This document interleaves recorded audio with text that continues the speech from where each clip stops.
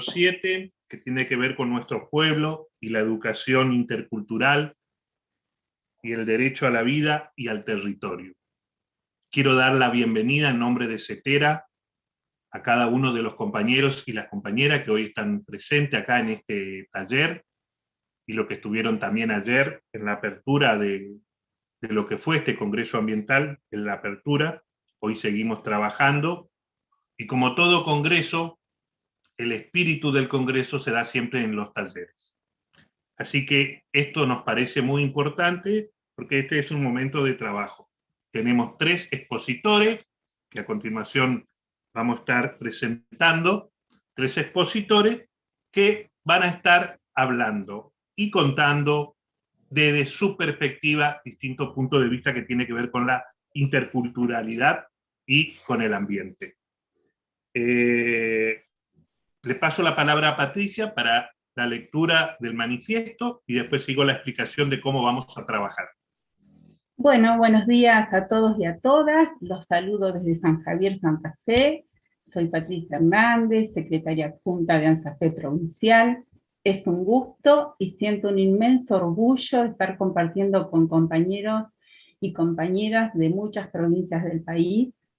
Y quiero en nombre de la CETERA agradecer la participación. Estoy viendo que somos un poco más de 300 compañeros y compañeras que estamos en este espacio.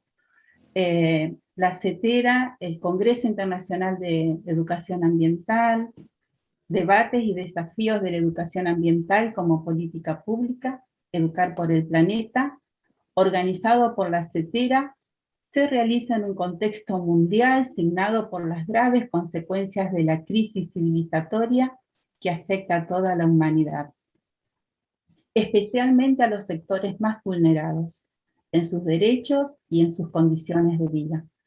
En el marco de esta crisis, la pandemia del coronavirus ha puesto de manifiesto emergencias de toda índole, sanitaria, climática, energética, social, económica, educativa, entre las principales. Esta actividad que realiza nuestra organización gremial docente tiene el propósito de potenciar los análisis,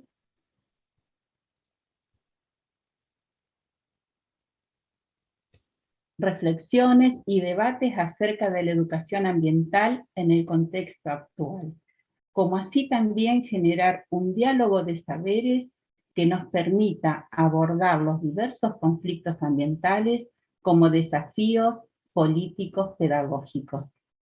Asimismo, este congreso se inscribe en el marco de la campaña mundial de la Internacional de la Educación, Educar por el Planeta, que se ha lanzado para inspirar a las comunidades del mundo a la acción y la movilización con el objetivo de garantizar que la educación climática, basada en datos científicos y con un enfoque cívico, gane centralidad en los procesos de enseñanza y aprendizaje. En este congreso, entendido como un espacio para el debate y la producción colectiva de conocimientos emancipadores, están participando educadores y educadoras de todos los niveles y modalidades del sistema educativo, referentes y dirigentes gremiales y sociales y ambientalistas de las distintas organizaciones que luchan y sueñan con otro mundo, sustentable, justo, igualitario y solidario. CETERA, una vez más, siguiendo su tradición pionera en la incorporación de la dimensión ambiental en el debate educativo, construye este espacio para pensar juntos la educación ambiental en los territorios de nuestra Avia Yala y en el camino de la construcción de un movimiento pedagógico latinoamericano. Le damos la bienvenida, compañeros y compañeras, y ya estamos, vamos a explicar cuáles son las reglas para este conversatorio. Muchas gracias. Bueno, me voy a presentar porque yo arranqué hablando y no me presenté. Yo soy Carlos Cuevas, soy secretario general de la entidad base de CETERA en el Chaco, UTRE, Y bueno, y acá estamos compartiendo con Patricia este espacio. Quiero explicar cómo vamos a consistir para ordenarnos. Los expositores van a tener aproximadamente 15 minutos para su ponencia y después, durante la exposición de esa o ese expositor, el chat va a ser utilizado para preguntas. Es importante que no estemos conversando por el chat, porque si no algunas preguntas van a pasar y por ahí no vamos a tener la posibilidad de tenerla para hacerla o hacerle al expositor o expositora que esté en ese momento. Entonces vamos a hacer 15 minutos aproximado, el chat para las preguntas para ese o esa expositora. Después va a entrar el otro y así el mecanismo.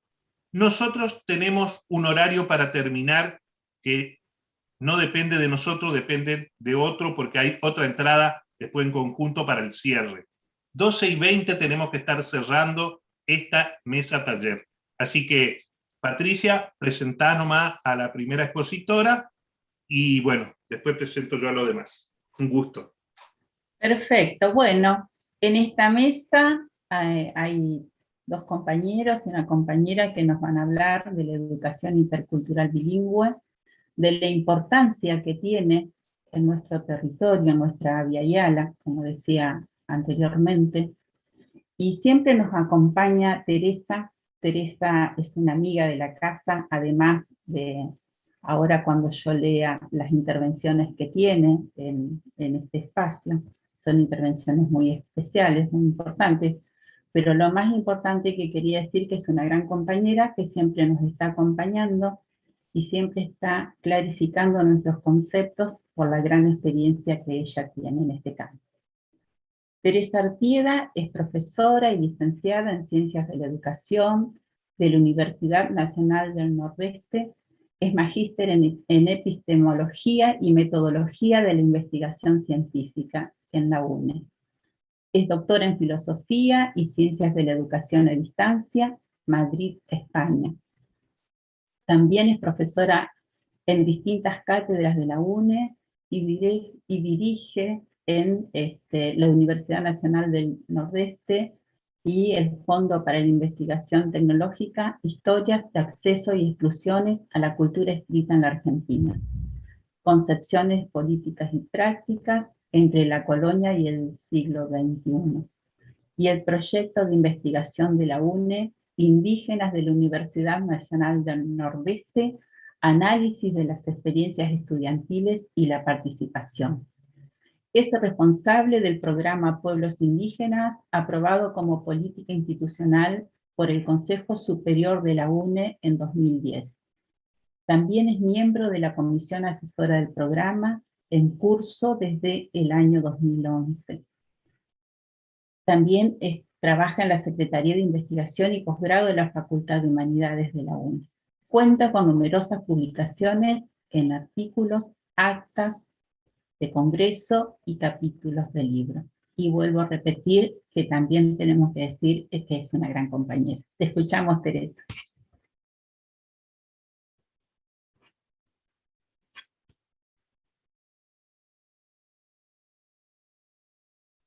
Estás muteada, Teresa. Tenés... Perdón, tengo siempre la precaución de silenciar y entonces después me olvido que está silenciado. Nada, primero estaba agradeciendo, Patricia, agradeciendo lo que has dicho sobre la cualidad de compañera. Buenos días, Carlos Cuevas, de nuevo. Buenos días a todas, a todes, a todos. Buenos días, Abel Salteño, del pueblo Mocoy, del Chaco. Buenos días, Lef Nahuel, del pueblo Mapuche, del sur.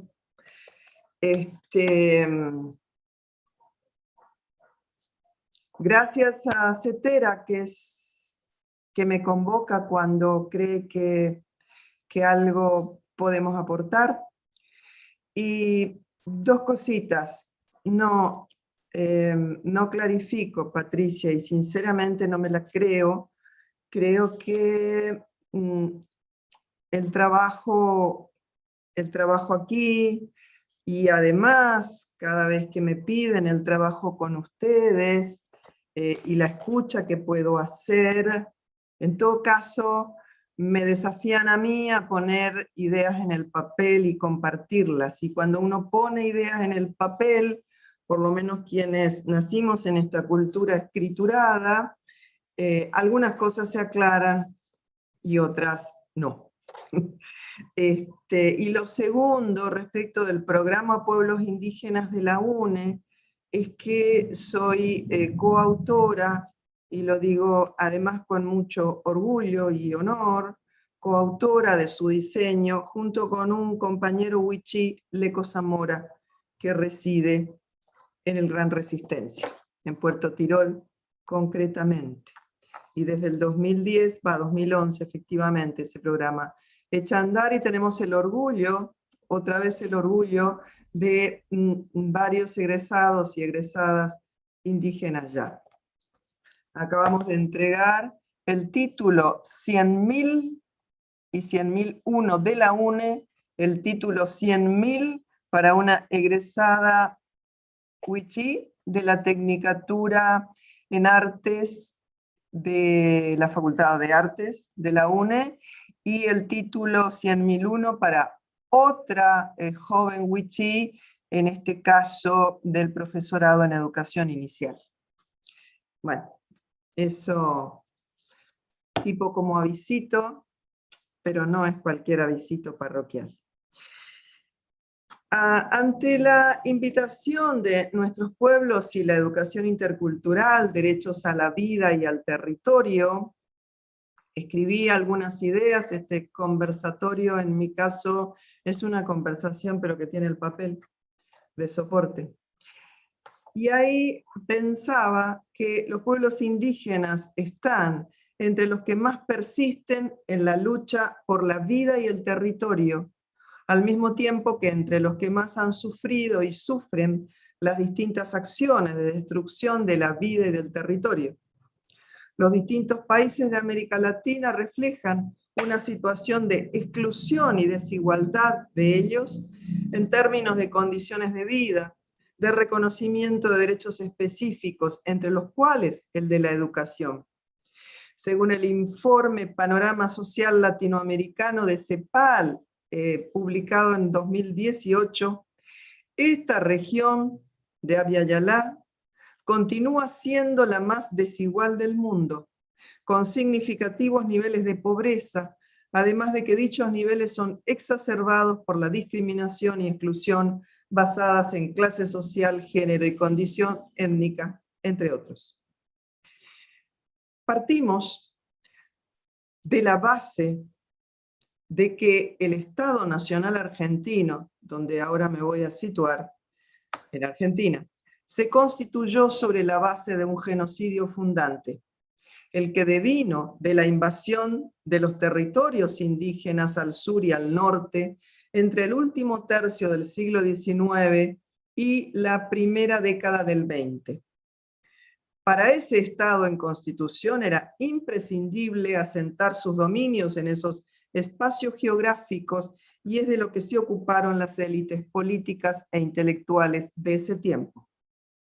Partimos de otra base, que consiste en afirmar distintas formas de resistencia, o mejor dicho, de acción política ejercida por los pueblos indígenas a partir de ese hecho, en realidad antes de ese hecho. Pero ese hecho, fines del XIX y principios del XX, fue un parteaguas en la historia de relaciones entre ellos y el Estado, entre las sociedades indígenas y las sociedades criollas. Pero dejemos algo claro también desde el principio. La historia de que la actualidad es deudora no comenzó a fines del siglo XX, ni en Argentina solamente, sino que principió en aquel tiempo, el de los primeros secuestros de personas a manos de Cristóbal Colón, el de la imposición de nombres, nombres de lugares, nombres de personas, y de la construcción de imágenes distorsionadas acerca de quienes aquí vivían. Es el tiempo de la apropiación lisa y llana de las tierras. Gracias, Mirta Millán, esto entre paréntesis. Gracias, corazón a corazón, me está saludando acá por el chat. Digo, el tiempo de la apropiación lisa y llana de las tierras y de todo lo en ella existente. El tiempo de la inauguración de determinada forma de relación con el territorio, de su explotación, cuyas consecuencias acumuladas y exponencialmente agudizadas nos convocan bajo el título de este evento, y que estamos sufriendo todas, todes, indígenas y no indígenas. Aquel tiempo entonces en el que las venas de América Latina, y parafraseando a Eduardo Galeano, fueron abiertas en tajos, en innumerables y dolientes tajos que siguen sangrando. El tiempo en el que se inauguró un modo de relación pedagógica en la cual lo que vale es lo extranjero y lo que no vale lo nativo. No valen las lenguas, los modos de sentir, de pensar, de hablar, actuar, soñar, bailar, celebrar. No valen las vidas, no valen las cosmovisiones, o mejor, se inaugura en estas tierras la distinción entre vidas que merecen ser entendidas como tales y vidas que no encuadran dentro del marco de lo que es una vida.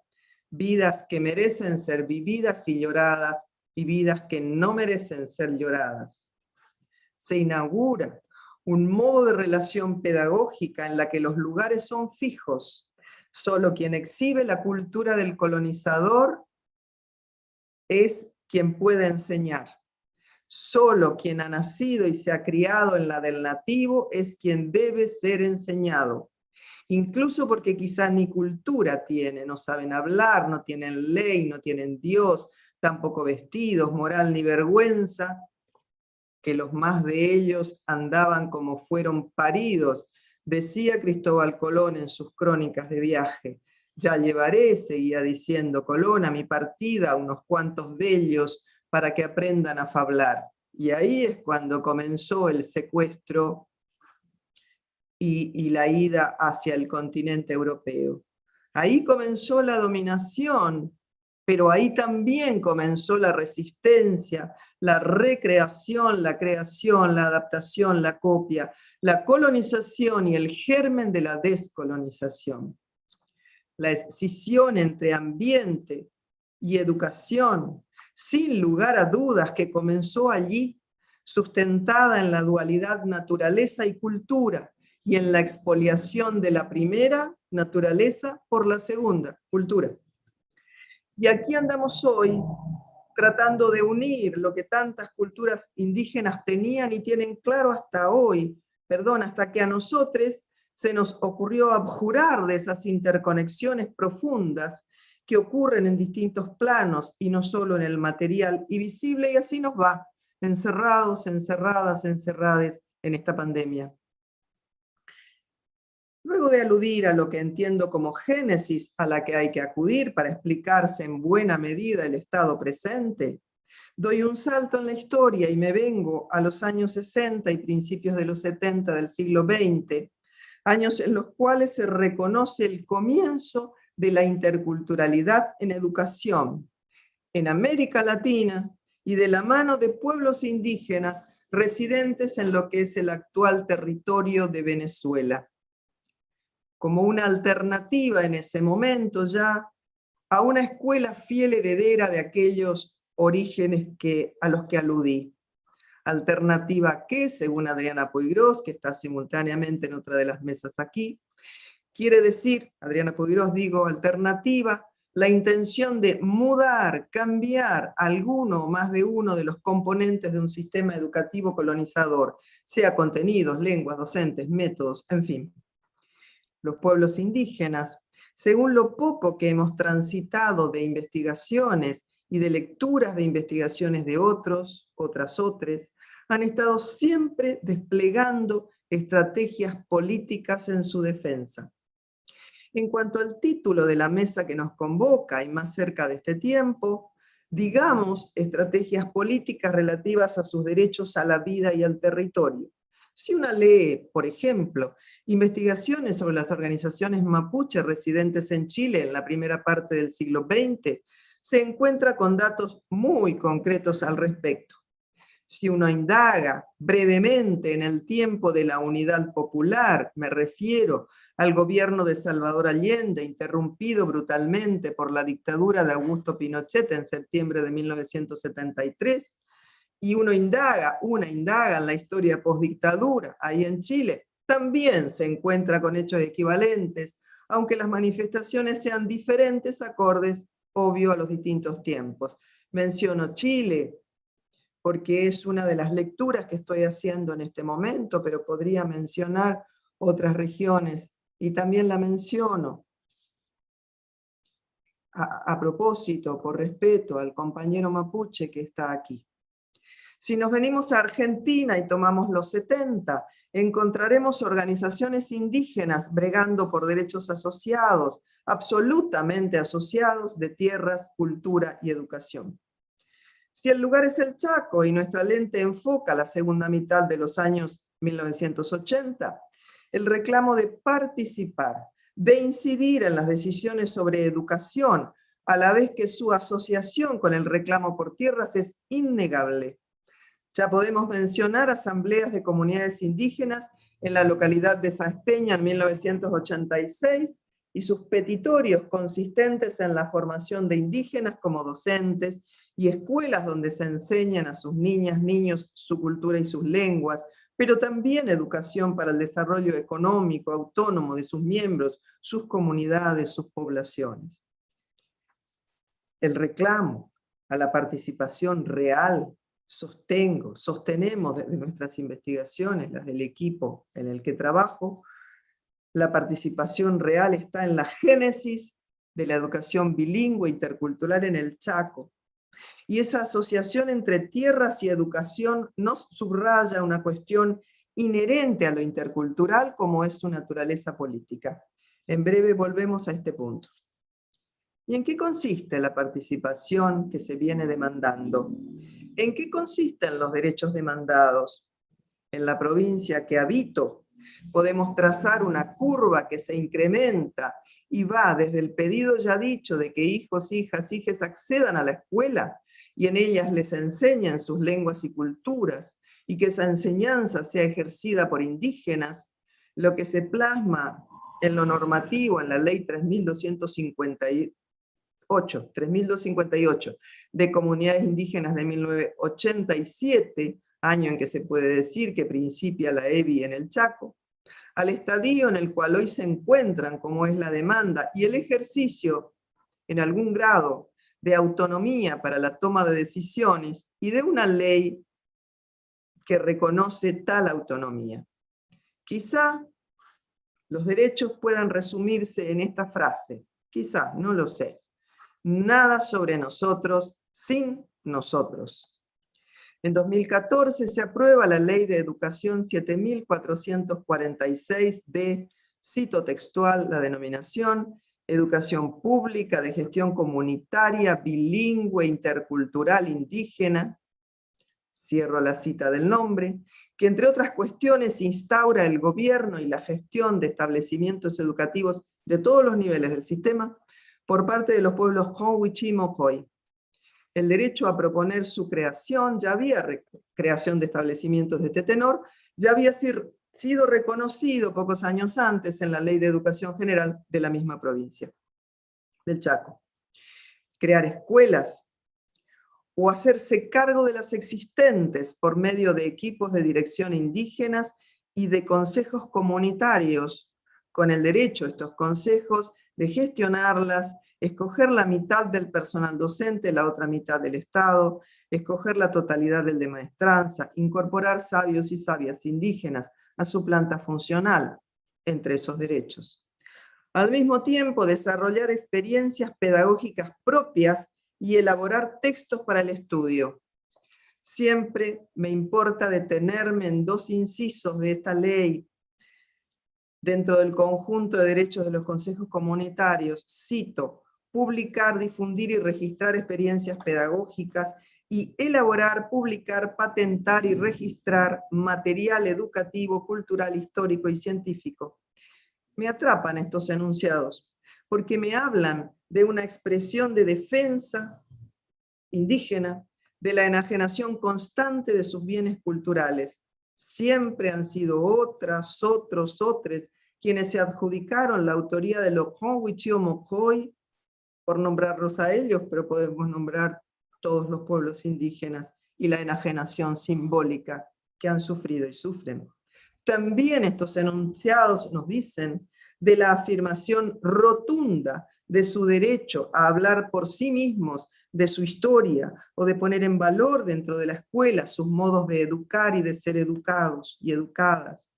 De hecho, que nos habla del largo aprendizaje sufrido respecto del valor que tiene la ley escrita en el Estado moderno. Y finalmente, aunque no se agote aquí los sentidos posibles de estos enunciados, me atrapan por la promesa que encierran de epistemes que tanto confronten con la dominante en el sistema escolar, en la que estamos formadas, formados, formades y educamos, como que también sean estos enunciados gérmenes, promesas, de modos colaborativos de generar otros modos de educar, pensar, comprender, actuar y sentir entre todas, todos y todes. Modos superadores de la actualidad, interculturales en lugar de monoculturales. Nada sencilla esta promesa, este potencial, estas realizaciones en algunas escuelas o en algunas aulas de escuelas bilingües interculturales, hoy en el Chaco. Nada sencillo, decía, por los intereses que se enfrentan y las concepciones que se requiere desarmar. Desarmar para la defensa de la vida y de los territorios. No quiero dejar de mencionar otro rango de derechos que sin lugar a dudas es parte del que nos convoca en esta mesa y en el encuentro en general.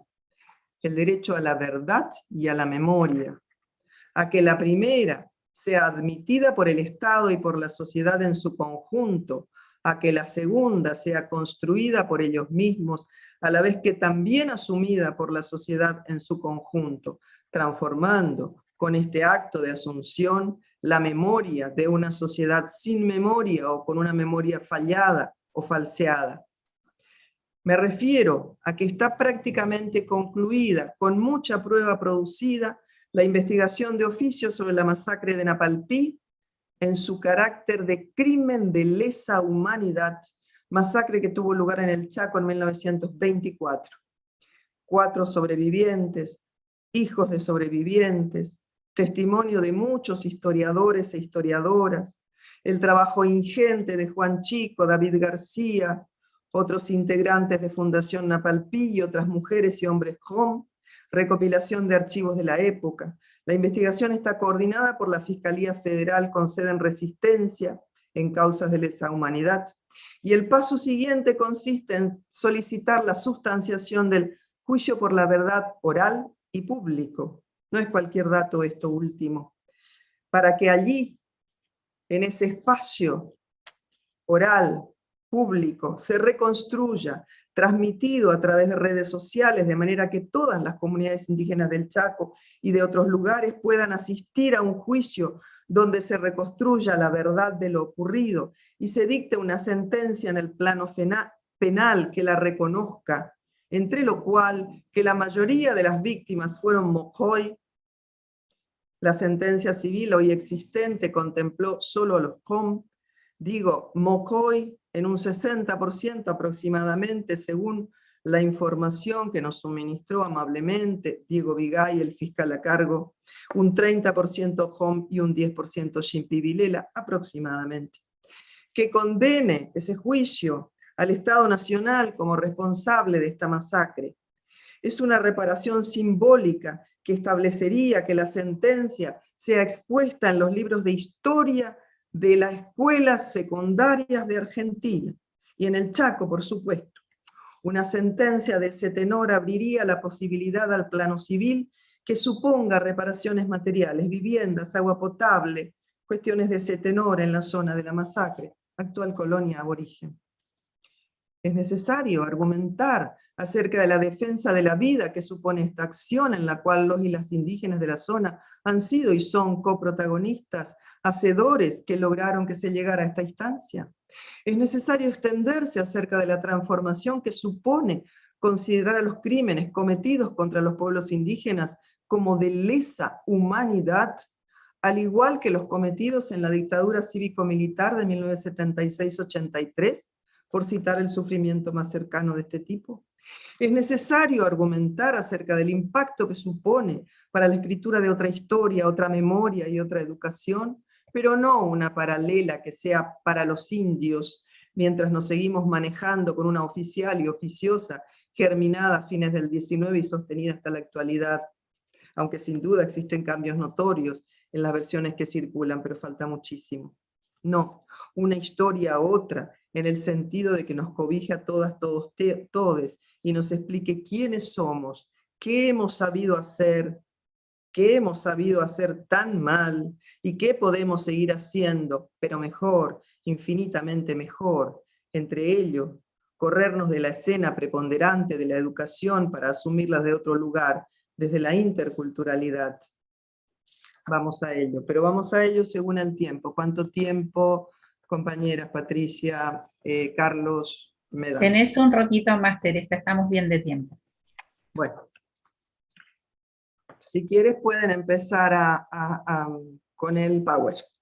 Distintas personas de este y otros países de América Latina, coinciden en que la interculturalidad es un verbo, aunque gramaticalmente en rigor sea un sustantivo según el idioma castellano. En el sentido, verbo, de que constituye un proyecto, un hacer, una orientación, no señala un hecho dado, un estado de cosas preexistente. Decía que si querían como empezar con el Power, Paula. Al contrario, lo que señala interculturalidad es la posibilidad, la necesidad, la urgencia de un horizonte que desafíe el actual estado y genere antagonismo respecto del actual estado. Es un proyecto político, epistemológico y educativo que aspira a trazar otras formas de sociabilidad y vínculos en tanto horizonte de significación. Estoy citando a Silvina Corbetta, que está paralelamente en otra de las mesas acá, y a Briones. Me importa, sobre todo, por la potencia interpretativa que tiene otra conceptualización que está en el Power, está así. ¿Hay inconvenientes para proyectarlo? Pues yo no lo tengo abierto acá. No, ahí ya le estoy escribiendo a Paula, no me ha dicho Bien. que tiene inconvenientes, así que seguramente Vale, ya... si pasamos al primero, el segundo en realidad, el primero es la portada. El segundo, no, me parece que pasé algo que no debía. Me parece que pasé un Power equivocado, así que nos arreglaremos. No, pasa esto, Paula, por favor. No lo quites, solo pasa esos primeros. Por favor. ¿Ok? Pasa nomás ese. Pasalo. Pasa el segundo. Pasalo. Pasalo. Pasalo. Pasalo. Ahí, pasalo, por favor. Ahí queda. Ahí queda. Bien, de todas maneras, uno que no está ahí es el que voy a citar. En realidad voy a citar otra conceptualización que me parece aún más potente. Proyecto intercultural, entendido como, todavía no sigan en todo caso si quieren este Power que está acá, sino escúchenme, entendido, digo, como procesos y prácticas situadas sociohistóricamente que configuran y se configuran en un campo de disputa en el que existen correlaciones de fuerza variables entre distintos actores con diferentes y frecuentemente opuestos intereses. Están presentes en esa construcción las formaciones, estructuras y resistencias, las relaciones de desigualdad social y las luchas para transformarla. Retomamos con este concepto lo enunciado antes acerca de la naturaleza política de la interculturalidad en educación. Es una noción que reconoce las relaciones de poder existentes en la génesis de las relaciones entre pueblos indígenas y Estado, incluyendo, por supuesto, las relaciones coloniales a las que aludí, y que, superada la etapa histórica colonial, siguen presentes a hoy. Y reconoce también esa conceptualización las relaciones coloniales sostenidas por los sistemas escolares decimonónicos y actuales. En las filminas que ahora aparecen, presentamos otra distinción para comprender el concepto de interculturalidad. La distinción consiste en diferenciar políticas indigenistas a cargo de los estados hacia los pueblos indígenas y políticas indígenas como el conjunto de estrategias políticas de estos pueblos, para vincularse de distintas maneras con las políticas estatales y con la sociedad no indígena en general. Definimos acá, en esta filmina, interculturalidad desde las políticas de Estado, diferenciando entre modalidad educativa y enfoque de políticas públicas. Tomo aquí modalidad educativa. Si ustedes ven la columna a la izquierda, modalidad, como concepción restringida a planes, proyectos o políticas propuestos desde el Estado y dirigidos a los pueblos asociados a identidades indígenas y o afrodescendientes. Modalidad como opción de la educación común cuando las particularidades de contexto lo requieren, pero no obliga ni alcanza a todos los niveles educativos ni a toda la población. Formato con que los estados de la región garantizan el derecho a la educación en lengua y cultura del pueblo en cuestión. A la derecha ustedes van a ver ese reconocimiento en el artículo 52 de la ley 26.206 de educación vigente a nivel nacional, ¿no? Y es lo que dice, ¿no? La educación intercultural bilingüe como una modalidad para los niveles del sistema educativo inicial, primaria y secundaria que garantiza el derecho constitucional de los pueblos indígenas, etc. Quienes están aquí, que conocen la ley, quienes no, está de todas maneras en este texto. Y al mismo tiempo, también el no reconocimiento de esta modalidad desde las políticas de Estado, el no reconocimiento, el vacío, en la Ley de Educación Superior aprobada en 1995, la 24521, que en el Estado argentino no menciona lo intercultural bilingüe. Y debo decir que hoy hay un movimiento muy importante que ya llegó al Congreso de la Nación de modificar esta ley de modo de ampliar a lo intercultural bilingüe, la educación superior, así como también para otros grupos poblacionales. Entonces, esto desde las políticas de Estado y el concepto de interculturalidad entendida como modalidad educativa. Podríamos pasar a la siguiente filmina, por favor, Paula. Educación intercultural bilingüe desde la política indígena, la que se dan los indígenas para negociar, para consensuar, para luchar, en fin. es la educación que pueblos indígenas y afrodescendientes, incluyo acá, reclaman para sí mismos, nos dice, por ejemplo, Silvina Corbetta. Y hay un reconocimiento de este derecho, y ese reconocimiento también tiene que ver con la larga lucha de los pueblos indígenas y afrodescendientes, en el plexo normativo internacional y en sus homologaciones por leyes de Estado nacionales, ¿no? Entonces, tenemos la Declaración de Derechos Indígenas de la ONU de 2007. Los pueblos indígenas tienen derecho a establecer y controlar sus sistemas e instituciones docentes que impartan educación en sus propios idiomas, en consonancia con sus métodos culturales de enseñanza y aprendizaje. Esto resuena absolutamente con los dos enunciados de la ley de 2014 de la provincia del Chaco, que les mencioné hace un momento y que les dije que tanto me atrapaban.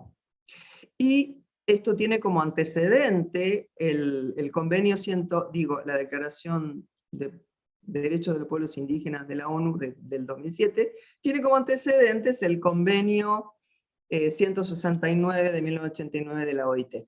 Podríamos pasar a la otra filmina, Paula. En la provincia del Chaco y desde la política indígena, la educación intercultural bilingüe tiene la Ley 6.691 del 2010, que les reconoce como responsables de las acciones educativas, equiparados a los otros actores, Estado, confesiones religiosas, organizaciones sociales y familias. Crea la figura de gestión social indígena. Esta es una creación, una figura creada en ley del Chaco, no sabemos que exista en otras provincias, el agregado de indígena a gestión social, ¿no? Y por supuesto también es parte del resultado de las luchas de los pueblos indígenas de acá, que habitan acá. Y la ley de 2014 que mencioné al principio. Pasamos a la otra filmina. Volvemos a la educación intercultural bilingüe desde las políticas de Estado. Y ahora, políticas de Estado, pero entendidas como enfoque de políticas públicas, ya no como modalidad educativa. Ampliando entonces el concepto. La interculturalidad entendida como una educación para todos, destinada a desactivar las relaciones y las posiciones asimétricas en nuestra sociedad. Implica la interculturalización de la totalidad del sistema, con el objetivo de generar una educación que incluya a los grupos hegemónicos, con el fin de que los mismos alcancen, esperanza esta, digo yo, a valorar las culturas indígena y afro y las reconozcan en igualdad de condiciones.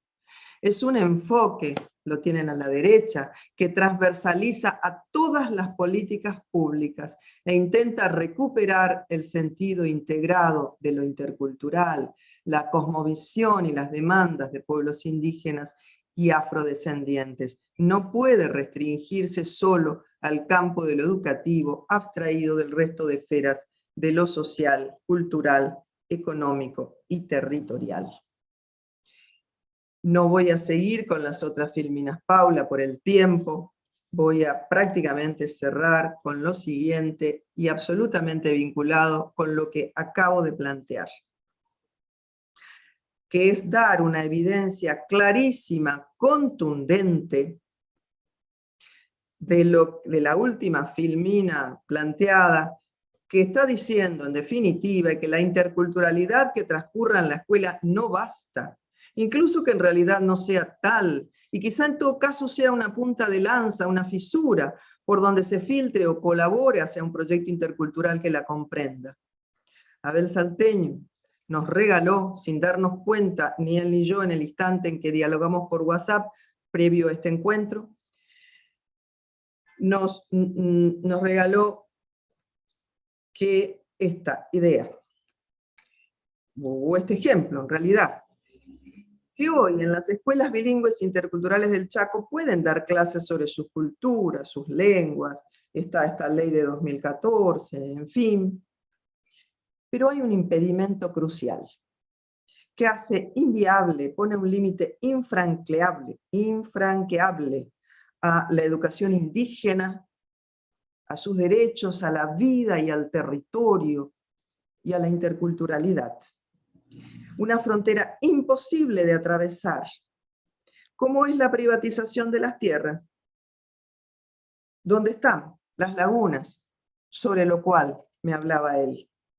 Él me decía, yo les enseño a los alumnos y las alumnas acerca de los seres que protegen la laguna, que habitan en ella y de la energía espiritual con la que nos debemos conectar en esos lugares.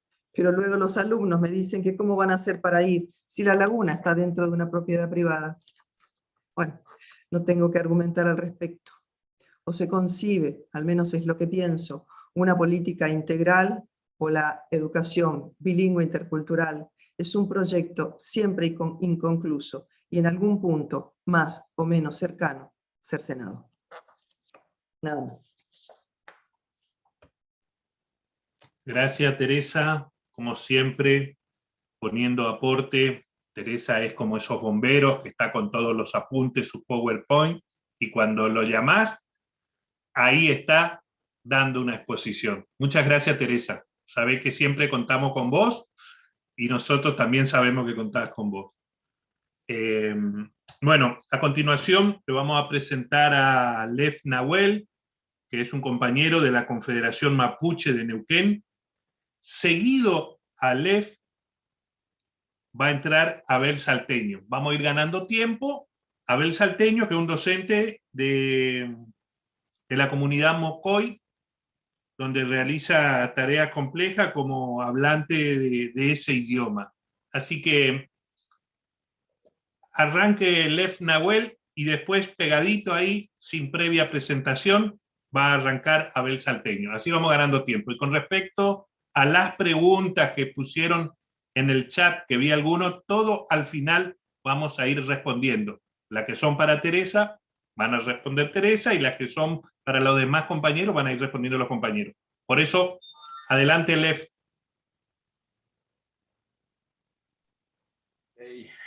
Mari, Mañum Carlos, Mari Peñi, Pulamien, Compu Kimeltufe, Chetales Nahuel Pingen, Chetahuerkelen, Tanilos Nahuel Mapu Pingei, Taín Quiñal Mapu, Raunco Pingelu, Confederación Mapuche de Neuquén. Así que un gran saludo para todas, para todos, para Carlos y Patricia, y especialmente a la gente de el Sindicato Docente de Neuquén, ATEN, que ha hecho la invitación a nuestra organización para estar hoy presente. La verdad es que un gusto haber escuchado a Teresa, abundantes coincidencias, y bueno, ser parte de esto y poder saludarle en este día. Les cuento que nuestra organización, la Confederación Mapuche, existe acá en la provincia de Neuquén, como bien decía justo en la exposición Teresa, a partir de los años 70, la zona del Traunco, que es donde yo pertenezco, estamos en lo que es el departamento Confluencia, Añelo y Pehuenches, que es afectada por lo que es Vaca Muerta, ¿no? Por lo que es el mega emprendimiento extractivista de Vaca Muerta. Así que desde ahí, bueno, hemos sido invitados. Creo que principalmente es un gusto estar acá porque es una necesidad muy grande que tenemos, un debate pendiente, el debate entre las y los docentes y los pueblos originarios, fundamentalmente porque hay una potencial alianza que muchas veces se transforma en confrontación, pero que hay que evitar. Creo que lejos de romantizar cualquier cuestión, lo que hay que hablar, como bien decía en su exposición Teresa, es que Argentina se funda sobre un genocidio de más de 36 naciones originarias, donde se hablan más de 15 idiomas en lo que hoy es Argentina, y donde estamos siendo permanentemente invisibilizados, reprimidos y obligados a vivir de la manera que se determina, ¿no? No por casualidad, la gran mayoría de los territorios de pueblos originarios son justamente zona de sacrificio, como es el caso acá de Vaca Muerta, de lo que es Neuquén, Río Negro, Chubut, y como puede ser la zona afectada por las ojeras, por la mega minería, por los grandes proyectos inmobiliarios, turísticos y de desarrollo. Así que fundamentalmente creo que es muy importante hablarlo, sacarlo también de la teoría y pasarlo a la práctica. Creo que hay situaciones de gravedad institucional, como la intención que ha tenido no solamente el gobierno anterior de Macri de criminalizar y buscar a los pueblos originarios como un enemigo interno, sino hay otras situaciones que también revisten gravedad institucional, como es la intención del ministro Trota de este, unificar de alguna forma el área de educación intercultural y pasarla a educación rural, como si la interculturalidad solo existiera en la ruralidad, cuando la gran mayoría de los pueblos originarios, la población vive en las ciudades. Y claramente donde eso exigiría, aprovecho que seguramente va a haber más de un dirigente gremial en esta charla, que todos los gremios del país docentes se puedan manifestar en contra de esta situación y reivindicando que la interculturalidad es transversal a toda la educación, no solamente al ámbito rural. Sin duda es que esto ya es una opinión personal, pero fue una gran pérdida que Adriana Puigros saliera del Ministerio de Educación, y que quede solamente la educación en manos de gente que realmente no entiende lo que es la interculturalidad, que no entiende lo que es la preexistencia de los pueblos originarios, porque no hace falta nuevas leyes, los mandatos constitucionales están, los reconocimientos están, solamente falta que se aplique. Y atrás de esto hay un racismo, hay un colonialismo que hay que atenderlo muy bien, ¿no? Creo que un gran avance que ha sido para la sociedad los feminismos y la importancia que nos ha impuesto a muchos de cuestionar nuestros privilegios y lo solapado y lo metido que está en el inconsciente de cada uno de los hombres del patriarcado. Creo que de igual manera toda la gente que no es indígena se tiene que cuestionar el racismo institucionalizado, pero también en cada una de las acciones cotidianas que nos impone vivir en Argentina hoy. Yo lo digo como niño mapuche que fui en algún momento, y lo violento que para mí fue ir a la escuela, justamente porque se enseñaba que los mapuches no existíamos más, se nos negaba el idioma, se nos negaba todo un montón de situaciones que realmente son de represión, lisa y llanamente. Entonces creo que en ese sentido, eh, hoy uno de los comentarios, creo que amistosamente se le hacía a Teresa, era bueno, gracias Teresa por, acá no quiero puntualizar a la persona que lo hizo, pero voy al concepto, por mostrar el abandono que hay hacia los pueblos originarios por parte del Estado. Creo que el paternalismo también es una forma de racismo, y donde hay que destituir eso. Los pueblos originarios no tenemos un abandono de parte del Estado, tenemos una represión, una permanente negación de nuestra educación, pero también de nuestra salud, de nuestra organización política, de nuestra organización territorial, y es justamente eso lo que se afecta, ¿no? Y es lo que es, de alguna manera, antisistema, porque claramente el capitalismo que nos oprime a todos los pueblos por igual, nos plantea la necesidad re- eh, de revisar todas estas prácticas, de revisar toda esta situación, y de plantearnos un debate verdaderamente descolonizante, ¿no? No es casualidad que la educación sea así, todos y todas, creo que quienes estamos acá sabemos que quienes han formado la educación en nuestro país lo han hecho con una intención clara de ese racismo, de esa colonización. Por eso urge debatir esto y cuestionárselo, claramente, ¿no? Porque en esta situación donde después se educa para el racismo, en Argentina se educa para el racismo, y todos sabemos que justamente cuando se imparte ese desconocimiento y esa situación se llegan a lamentables ciudadanos que lo único que hacen es expresar odio y genera una fábrica de reaccionarios de alguna manera, ¿no? Porque cuando decimos somos nación, los pueblos originarios somos naciones originarias, en Argentina hay 36 naciones, generalmente lo primero que sale es esa reacción, producto del desconocimiento y producto también de esta escuela que educa para el racismo.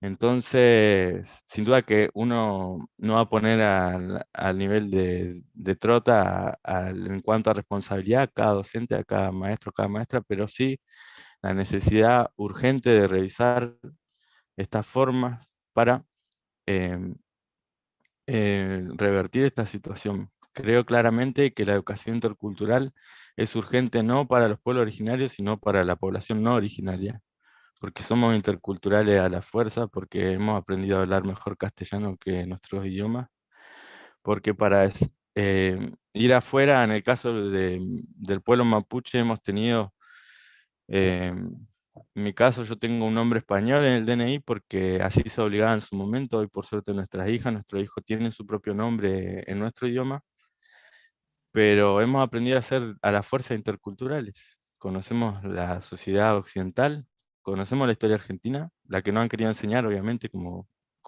múltiples críticas que se puede hacer a eso también, pero la conocemos.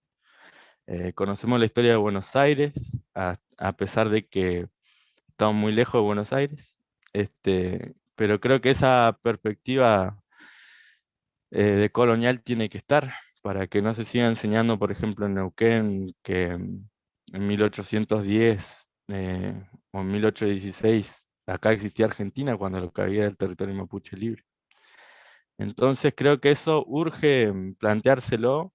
Insisto, es un debate ríspido, pero es un debate necesario para que las coyunturas no nos sigan encontrando diferenciados, apartados y con aparentes posiciones contrarias, cuando en realidad lo que hay es que charlar y mucho, ¿no?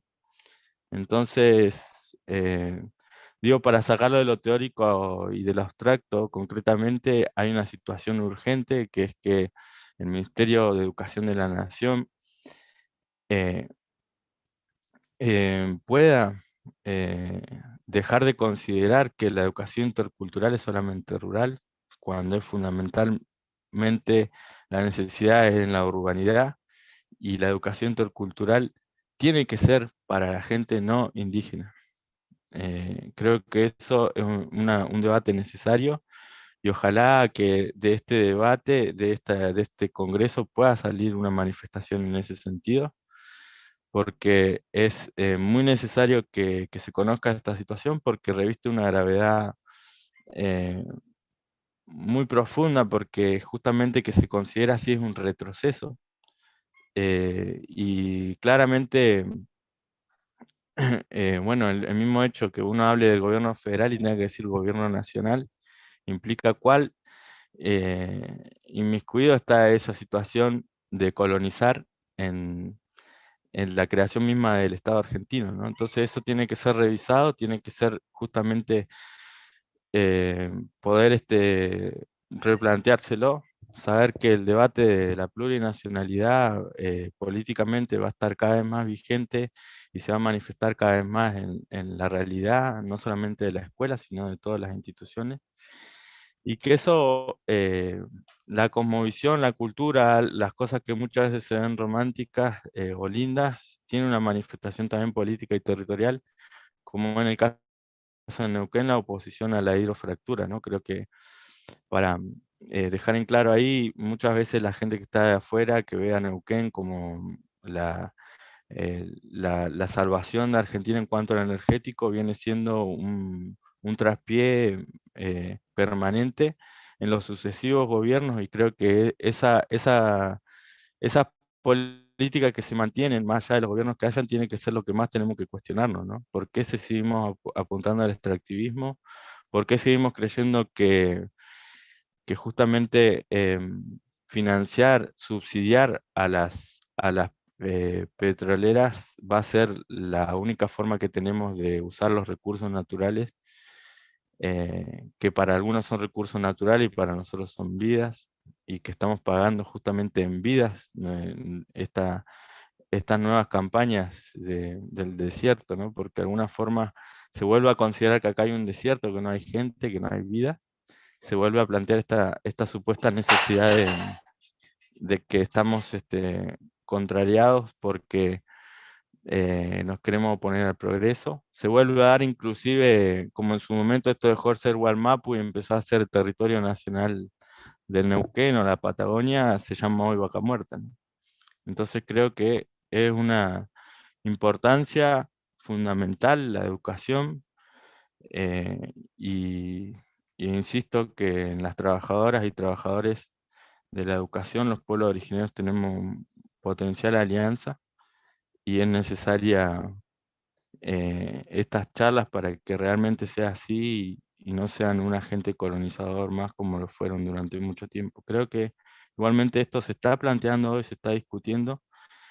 em, la, la academia hoy lo está discutiendo, creo que, bueno, Teresa es ejemplo de eso, y también queda demostrado que la misma academia, digamos, argentina hoy lo desconoce tanto estos supuestos motivos que fundamentaron la campaña del desierto, la campaña Gran Chaco, y están demostrando que somos preexistentes, somos naciones, y la brutalidad también con la que actúan, no solamente la campaña del desierto, sino nosotros estamos acá eh, denunciando que bueno, que Patricia Bullrich, que Pablo Nocetti, que entraron a nuestros territorios para que las petroleras entren por la fuerza, cometieron actos de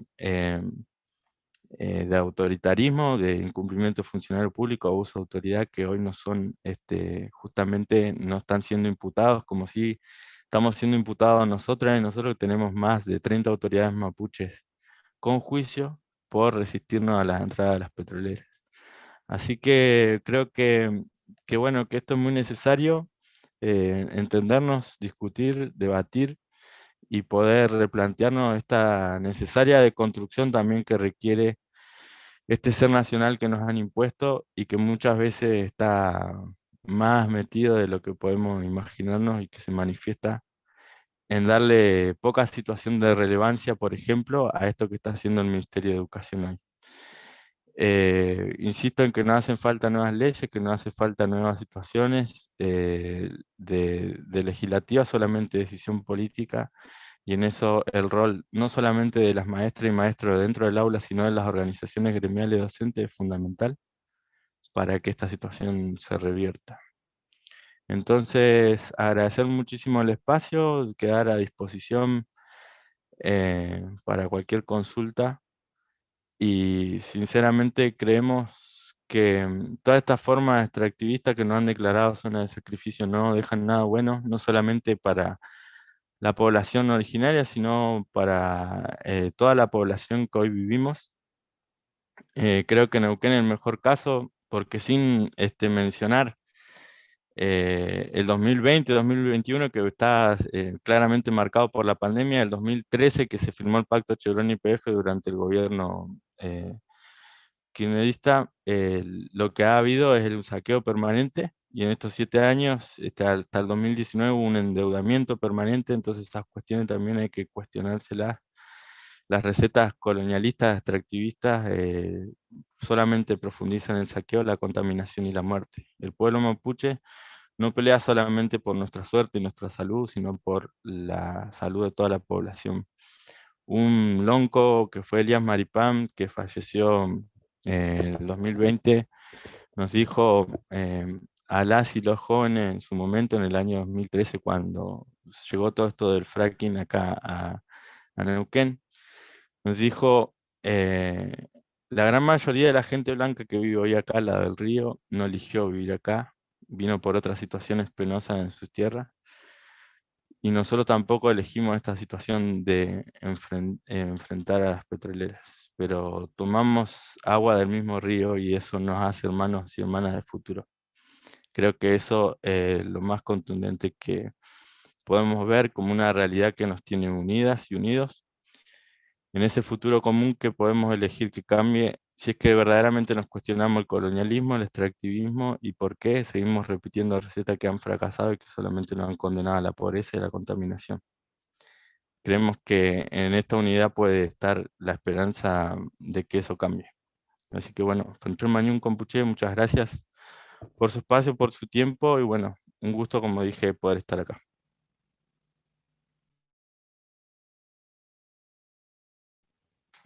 Gracias, Nahuel. Espectacular.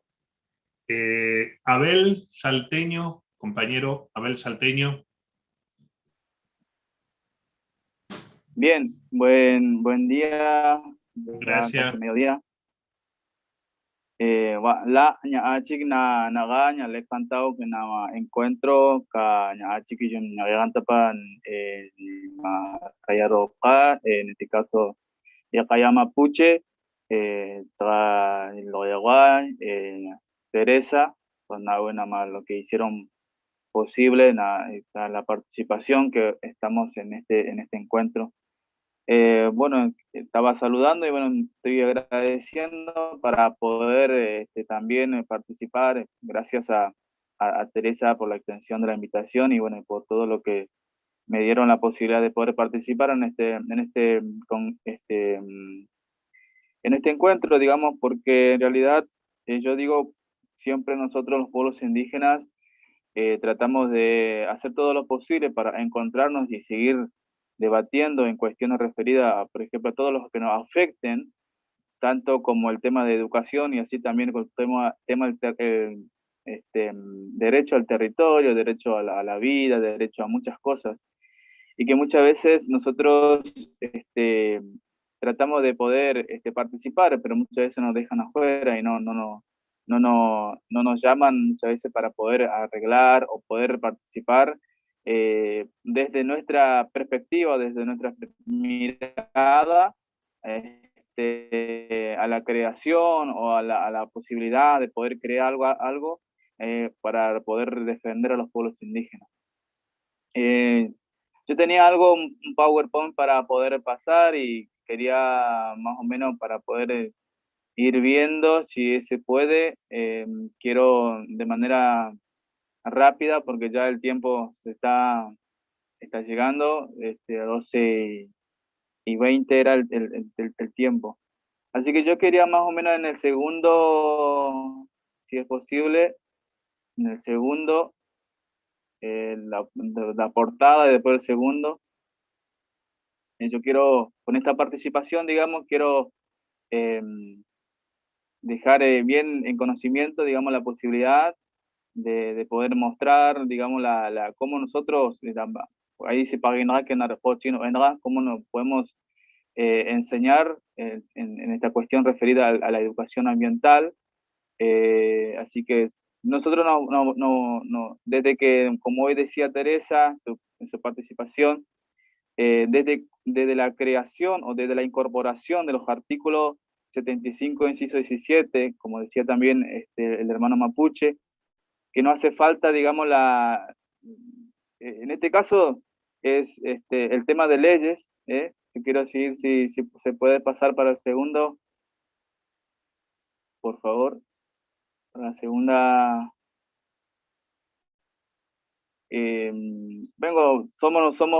Somos de la comunidad del Pastoril. Nosotros vivimos aquí en una comunidad, yo más conocido como Colonia del Pastoril, pero hoy en día el término colonia, saben muy bien de dónde provino o de dónde proviene la palabra colonia. Entonces, en las participaciones que yo hice o en lugares que yo voy y participo, siempre digo comunidad Mocoy, el Pastoril. ¿Por qué? Porque hoy necesitamos, digamos, reivindicarnos con todos los derechos, y la posibilidad que tenemos que estamos dentro de los distintos ámbitos. ¿Me puede pasar para la segunda diapositiva, si se puede? Parece que estamos teniendo un problemita. Y como decía, yo más o menos quiero dejar en claro y con esta participación la importancia de poder contarle a todos los que participan en este encuentro el tema de nuestro pueblo, Mocoit, más o menos para poder saber el tema de la historia. Yo quiero empezar a nombrar el tema de nuestro pueblo Mocoit, la historia sobre el cacique Paiquín, que muchas veces por ahí en pocas oportunidades se han visto en materiales bibliográficos en el nivel secundario, en el nivel superior, pero en la historia, por ejemplo, del cacique Paiquín, que fue uno de los primeros caporales indígenas reconocido por los españoles en 1774, cuando se hicieron la famosa Tratado de Paz con Matorra, ¿sí? Y bueno, solamente él, aunque fue engañosamente, porque después, llevando a cabo, digamos, la mención o el nombramiento de ser el primer caporal indígena, pero cuando dieron que se podía estar solo, porque pensaba que con eso podía ir libre a los otros terrenos, mientras que los demás los esperaban y trataron de poder encontrarlos vulnerables, y bueno, de ahí pudieron terminar con la historia del cacique Paiquín, que fue uno de los primeros indígenas reconocidos, ¿no? Que fue la comunidad Mocoit. Después yo quiero nombrar también al cacique Percoyoc en 1901 o 1903, desde la mirada desde adentro de nuestra comunidad Mocoit, un profeta, un visionario, vio una imagen, una sábana muy negra, como se contaba, que a mí transmitieron oralmente hace mucho tiempo. Decía que los pueblos cuando estaban en Santa Fe, los Mocoit estaban en Santa Fe, un visionario a la madrugada vio una sábana negra que cubría todo el manto, todo el territorio donde ellos estaban. Entonces ahí Percoyoc tomó una decisión en la cual avanzar hacia el norte, con más de 1.200, 1.500 Mocoit entre familias, chicos y niños y ancianos, que a la cual llegaron a Chaco en 1910, 1911, el cacique Percoyoc. Y bueno, para poder contar un lado, paralelamente, es que en 1901, 1903, saben muy bien que el ejército argentino han adquirido nuevas armas automáticas, que era la manera mucho más fácil la utilización de las armas contra los pueblos. Después se llamó el último malón de indígena, pero no fue así, digamos. Y bueno, el tema es que esa fue el visión que tuvieron el anciano visionario, que era el pueblo Mocoy, decía que la muerte iba a ser mucho más grande y la muerte iba a ser mucho más rápida. Por eso la huida hacia el norte, a la cual llegaron a Chaco en 1911, 1910.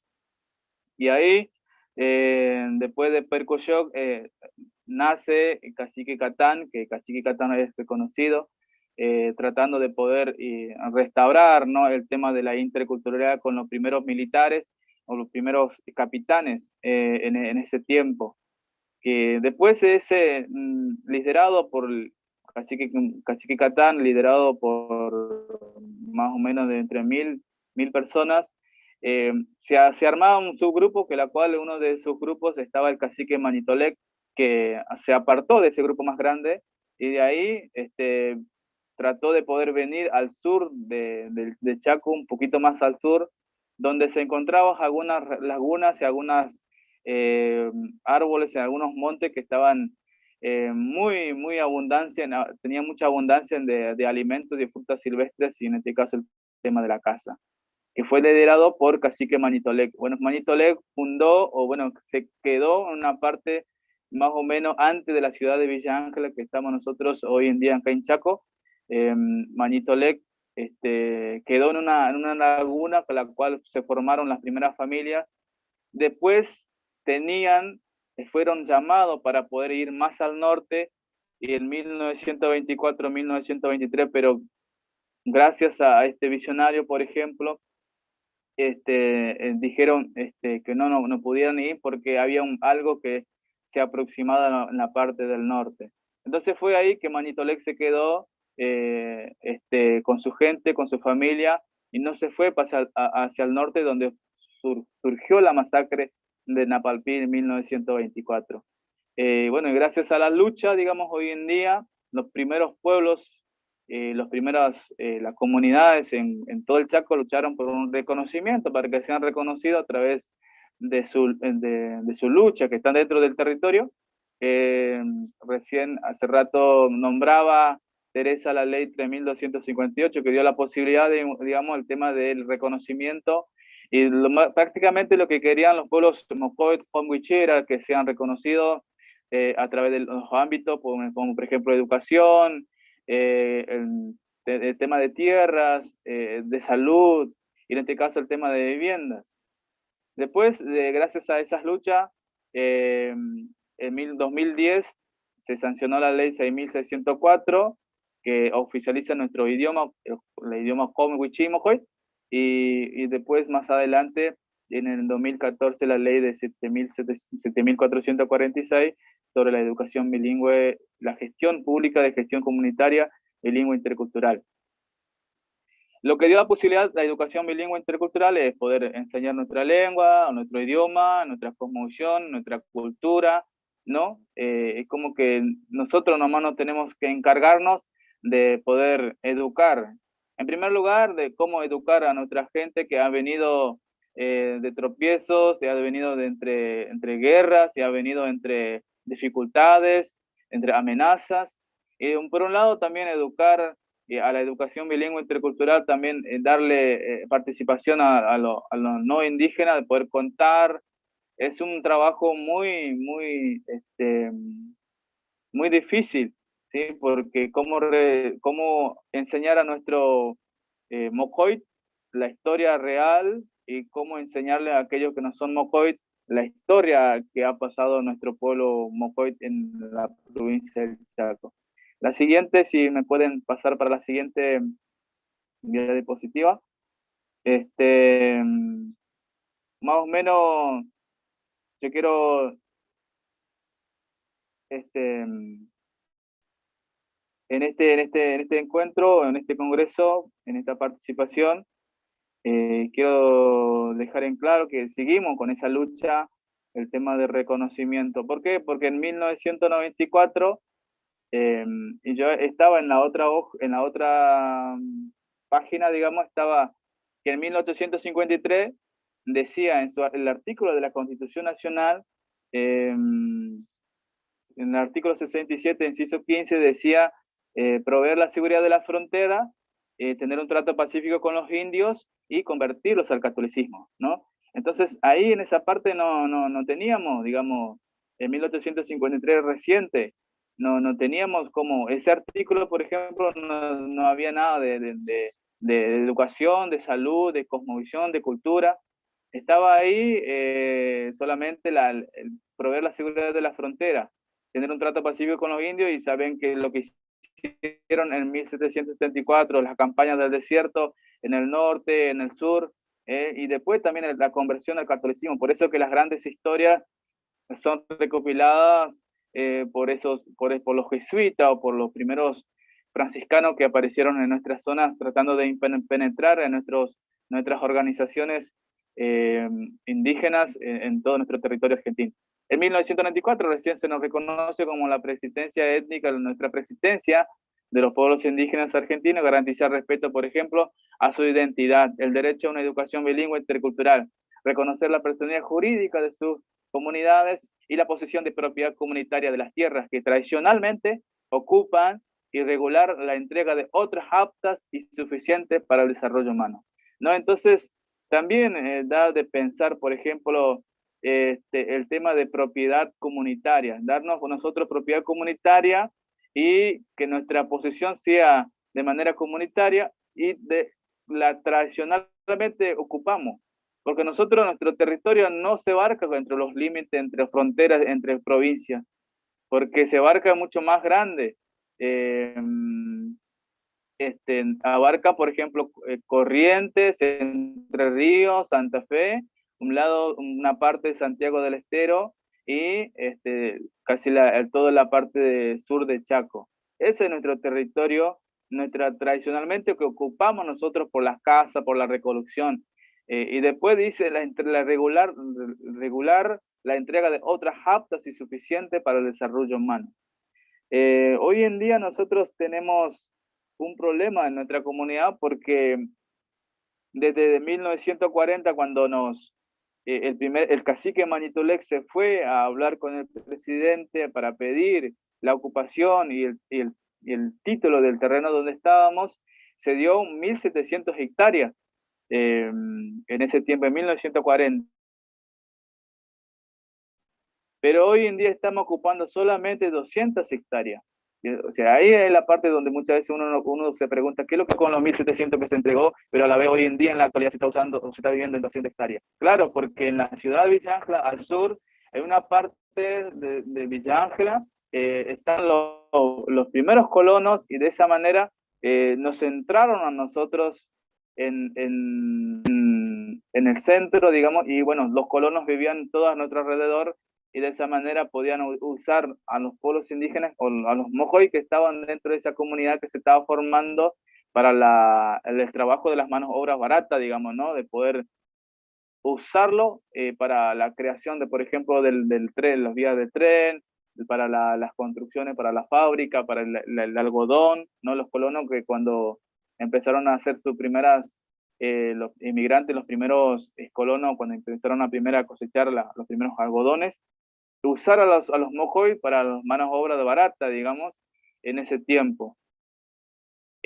Para la siguiente, si se me puede, hoy en día ese reconocimiento de la educación bilingüe intercultural, el derecho a la educación bilingüe intercultural, ¿no? Nos dio la posibilidad un montón de cosas a nosotros los pueblos indígenas, los mojoy, hablar nuestro idioma, tener esa oportunidad de poder hablar nuestro idioma en nuestra propia comunidad, porque no era posible, digamos, porque la única institución que estaba dentro de nuestra comunidad era la escuela, o si no la capilla, y ahí se cumple lo que dice ahí, convertirlos al catolicismo.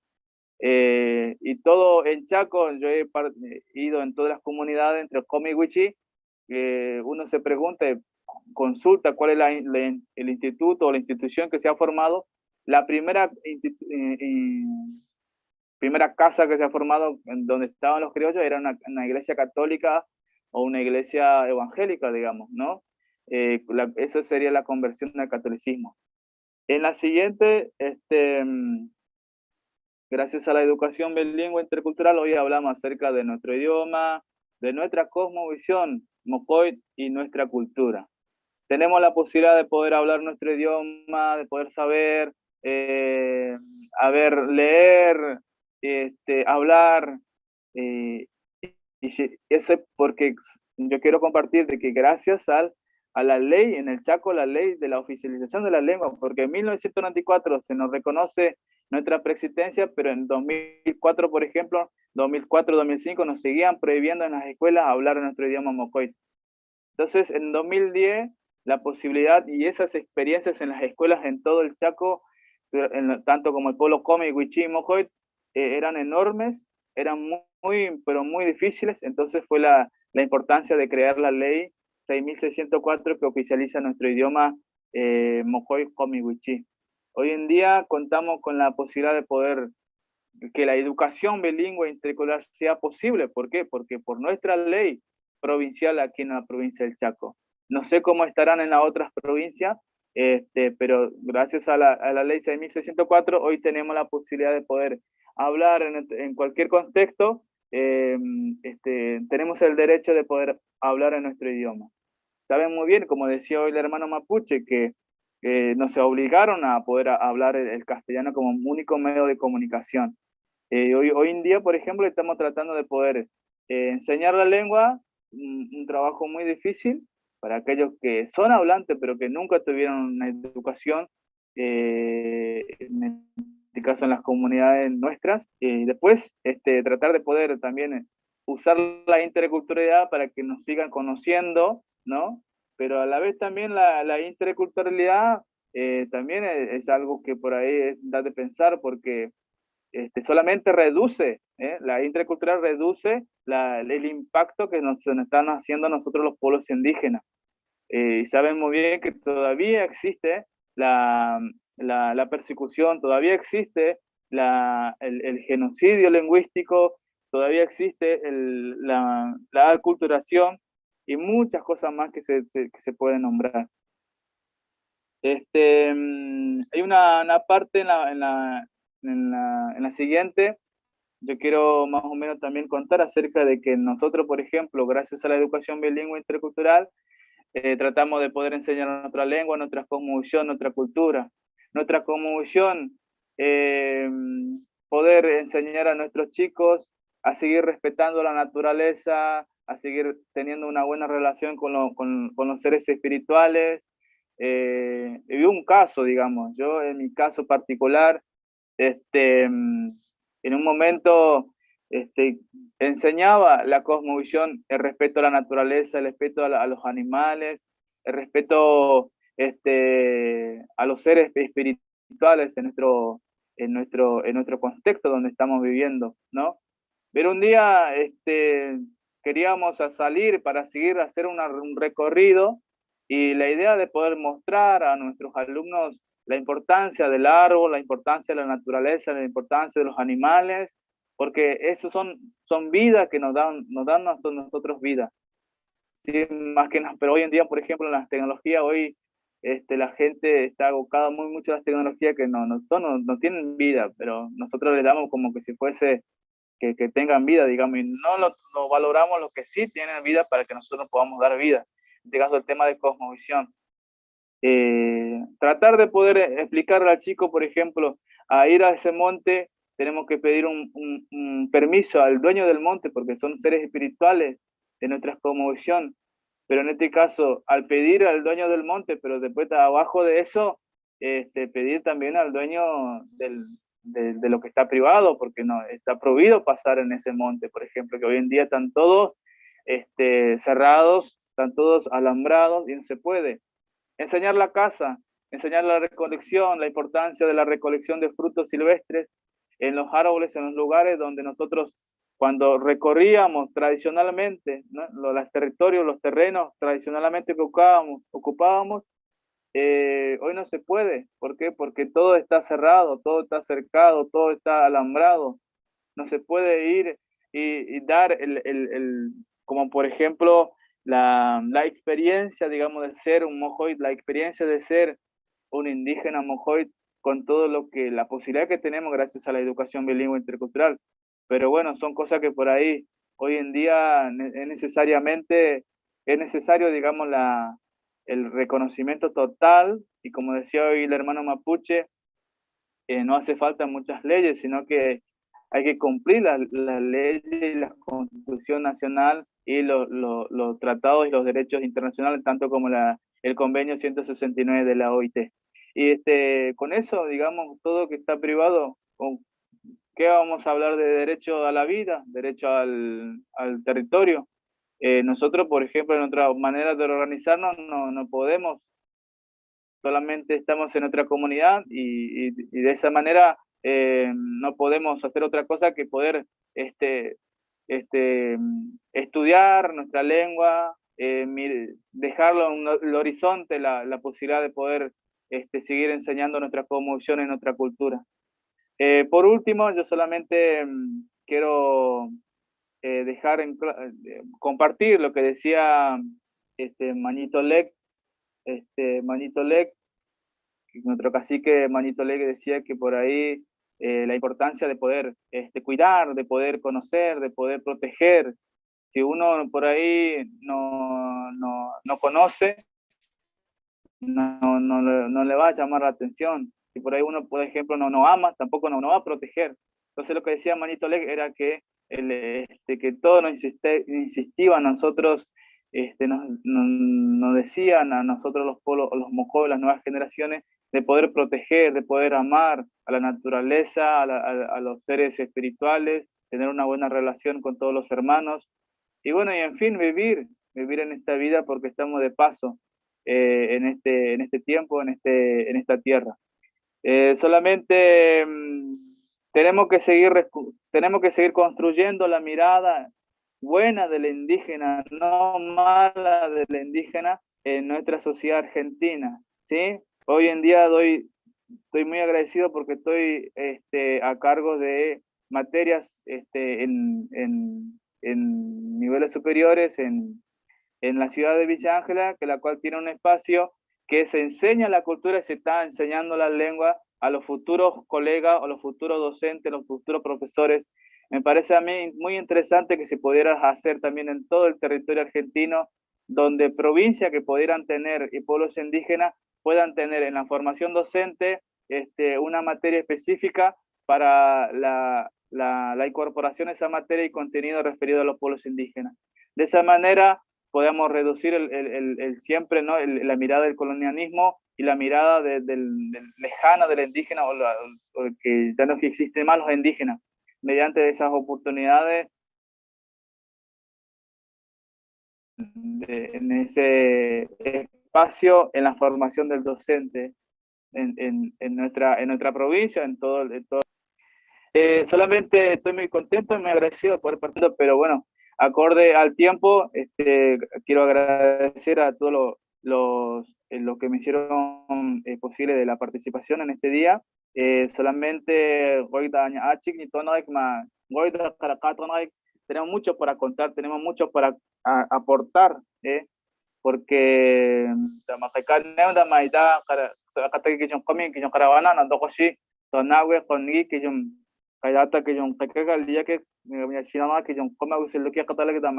tenemos que nosotros los pueblos indígenas seguir luchando para nuestro reconocimiento, pleno reconocimiento de nuestra autonomía en nuestros propios territorios y reconocimiento del verdadero, digamos, de nuestra identidad como pueblos indígenas argentinos en nuestro país.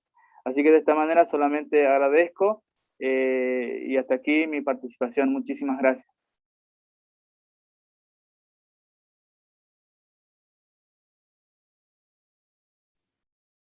Bueno, muchísimas gracias, Abel, muchas gracias, Lev Nahuel, Abel Salteño, Teresa Artieda.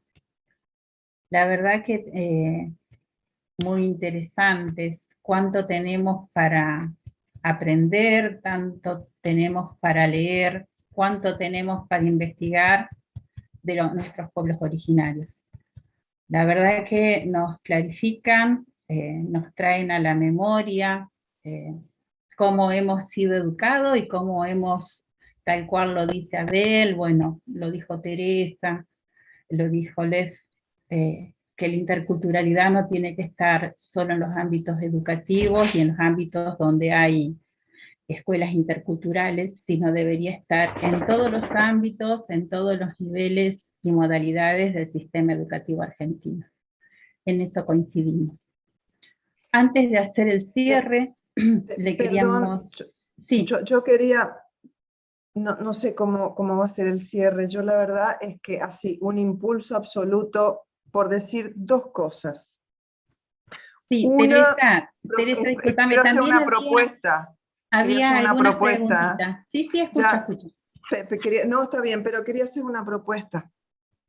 Bien. Y que es como subrayar, poner en negrita, mayúsculas y todo, dos propuestas que salieron de Lev Nahuel y de Abel.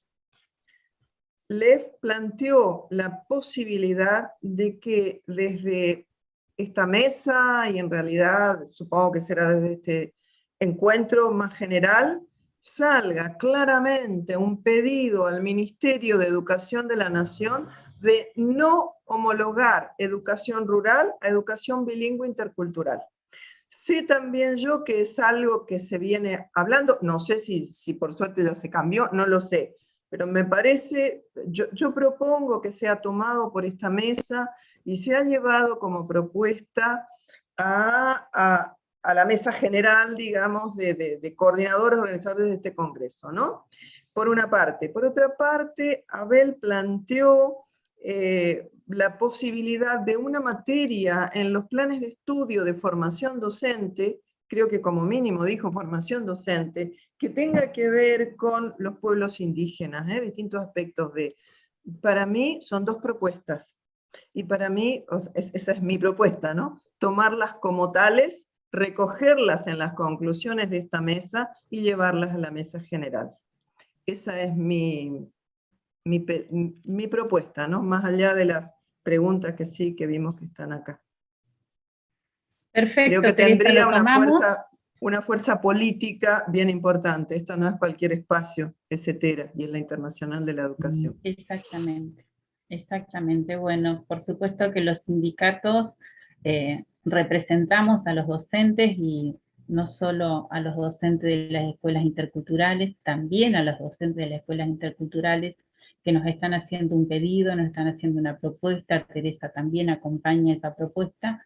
La tomamos, por supuesto que va a estar dentro de los ejes de las conclusiones de este conversatorio, de este espacio, de esta mesa, y la tomamos para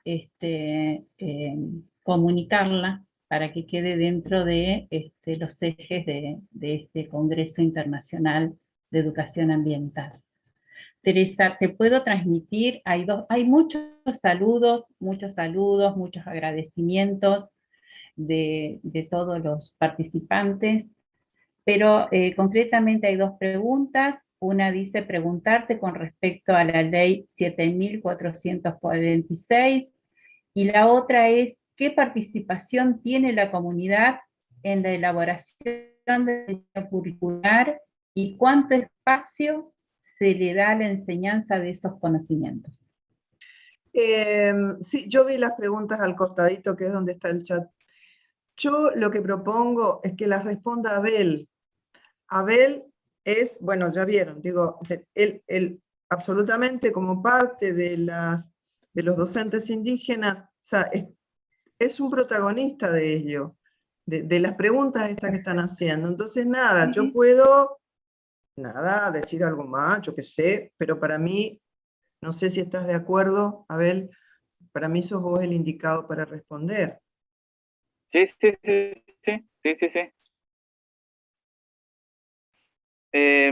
Como yo no vi porque estoy usando un celular y no veo muy mucho la pregunta, si me puedes repetir. Sí, te digo, una de las preguntas es ¿qué participación tienen las comunidades en la definición de los contenidos de enseñanza de las escuelas bilingües interculturales? La otra querían preguntar sobre la ley educación bilingüe intercultural, etcétera, la de 2014, querían preguntar no sé qué porque no aparece más que eso.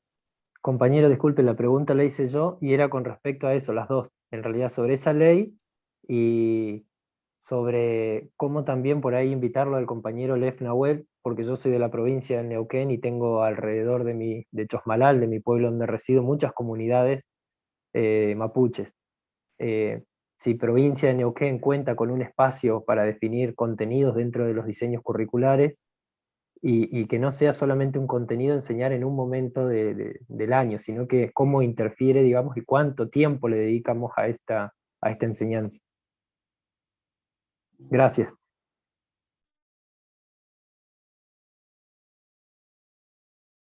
Bueno, en nuestra parte, en nuestra provincia del Chaco, nosotros gracias a el tema de la ley y el tema de la incorporación, digamos, en la legislación en legislación indígena, el tema de la participación no gracias, porque tenemos una subsecretaría de Interculturalidad y Plurilingüismos en el Ministerio del Chaco, de Educación del Chaco, que a la cual se dio la posibilidad de poder crear, por ejemplo, leyes, en este caso la ley de gestión comunitaria indígena, y eso es por toda la cosa que por ahí, la experiencia que siempre se tuvo en todas las comunidades indígenas, tanto como Com, Wichí y Mocoit.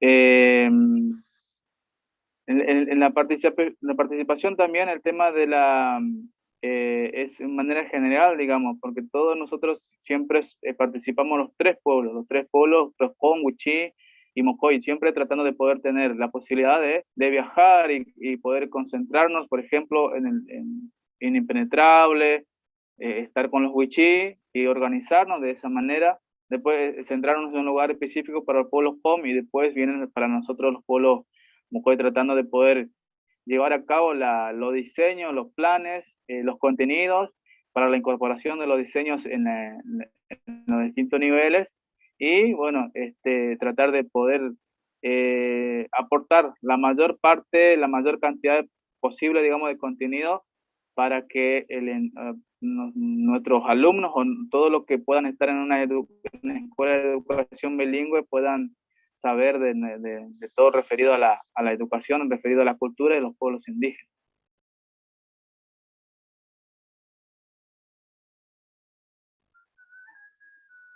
Perfecto, Abel. Y bueno, y como se nos termina el tiempo, les decimos eso, que el material que nos están solicitando, si los expositores nos pasan, Teresa ya nos dijo que nos va a pasar, por supuesto que lo vamos a difundir a través de CETERA con los compañeros de la Junta Ejecutiva, así que vamos a hacer ese aporte y quedamos a la espera. Yo el de Abel lo tengo, así que si Abel nos autoriza, lo estaremos compartiendo, y Sí. el de Teresa también.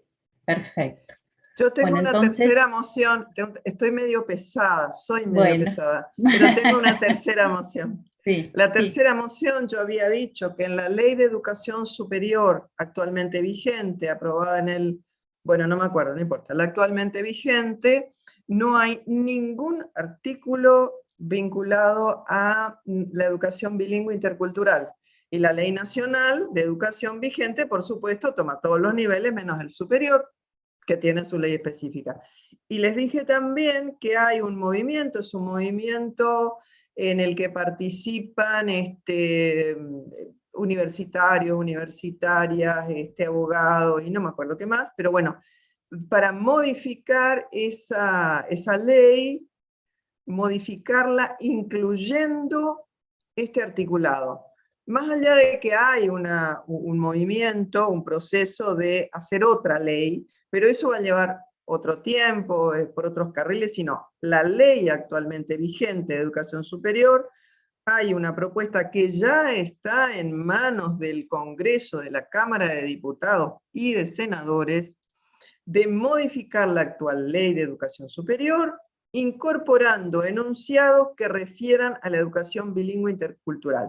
También incluye el pedido de incluir enunciados que respondan a los derechos de las personas con discapacidad, como en otro capítulo. Bueno, mi propuesta es que desde este lugar también se apoye esa propuesta de modificación del articulado de la actual Ley de Educación Superior para que incluya la educación bilingüe intercultural en la educación superior.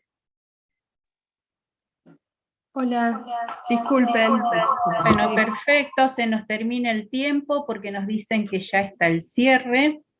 Quería saber, Así que disculpen. tenemos que ir cerrando. Sí, compañero. Sí, si se puede, yo había puesto ahí en el chat, le agradezco a todos, lo quiero hacer rapidito, lo del censo, que se va a hacer el Perfecto, año lo que viene. tomamos. Lo tomamos, lo leímos, ya lo anotamos y también lo tomamos como una propuesta. Bárbaro, muchas gracias a todos. Bueno, muchísimas gracias. Bueno, agradecerles entonces, antes de despedirnos, les pedíamos que enciendan las cámaras para sacar las fotos, para que les queden para la galería de fotos de CETERA. Y también, antes de cerrar, quería informar que los certificados se entregarán en los sindicatos de base de CETERA, así que cada sindicato de base entregará a quienes se inscribieron para este congreso. Patricia, Sí.